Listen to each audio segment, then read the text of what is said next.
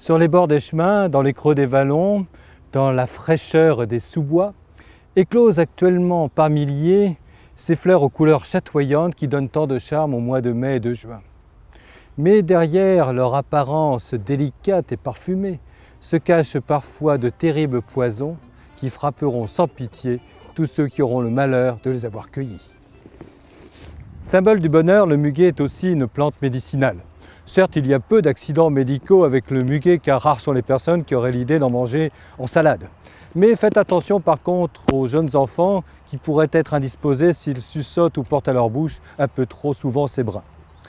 Par contre, il faut faire attention aux baies rouges qui vont succéder à ces fleurs. Attirés par leur couleur, de jeunes enfants peuvent les avaler et alors ils subiront une véritable intoxication avec parfois atteinte des centres respiratoires et une hospitalisation en urgence. Agrémentant le bord des routes de ces lourdes grappes de fleurs jaunes d'or, le cytise est également fortement toxique.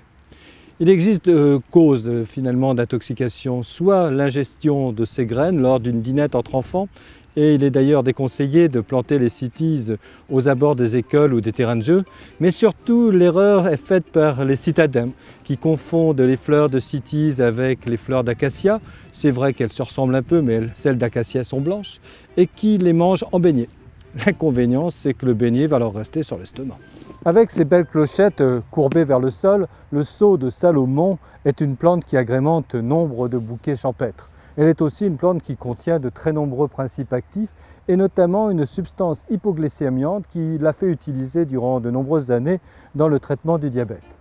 Rares sont les intoxications avec ces fleurs, mais succèdent à ces fleurs des baies noires qui parfois malheureusement sont confondues par les enfants avec des myrtilles. Il en résulte alors de très violents vomissements et parfois la nécessité d'une hospitalisation. Tout ceci ne constitue que quelques exemples parmi tant d'autres qu'il faudrait finalement des heures pour tous les citer.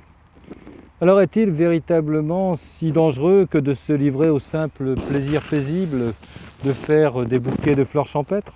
Non.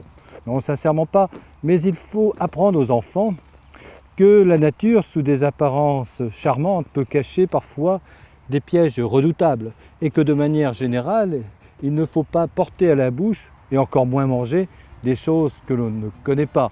Et ceci est également vrai pour les adultes.